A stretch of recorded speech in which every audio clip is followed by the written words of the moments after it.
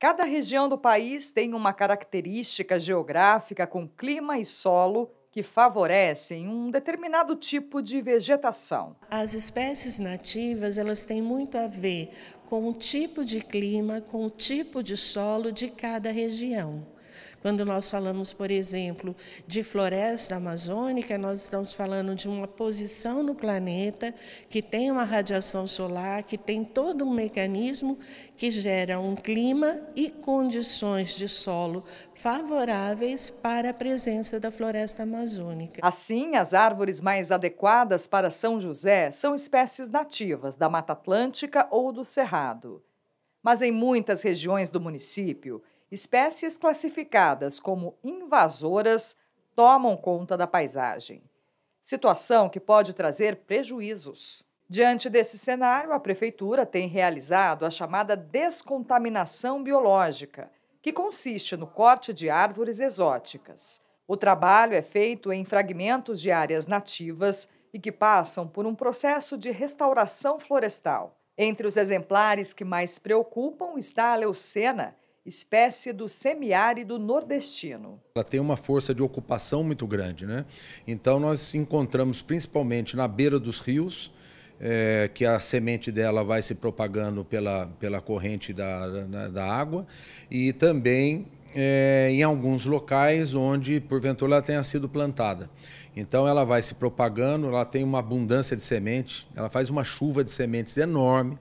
Então você tem que sempre quando você for roçar, limpar, fazer a manutenção pela Secretaria de Manutenção da cidade, já tem a orientação de ir removendo aquelas pequenas mudas, a gente chama dos propágulos, né? A remoção de espécies invasoras e o plantio de árvores mais adequadas favorece a biodiversidade, a preservação de animais que habitam a região e colaboram com o que os especialistas chamam de serviços ecossistêmicos. Quando a gente fala desse processo de aumentar a biodiversidade, é interessante que a gente se baseie na questão dos serviços ecossistêmicos e que, de uma certa forma, então, a gestão pública reconheça a importância dessa diversidade e promova a remoção, a descontaminação e traga uma nova possibilidade de composição da paisagem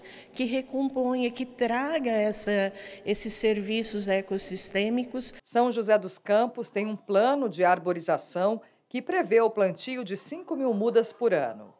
Em 2019, a Câmara Municipal aprovou o projeto de lei que autoriza o poder público a substituir espécies existentes consideradas impróprias ou inadequadas. Além disso, os vereadores aprovaram a realização de um inventário arbóreo.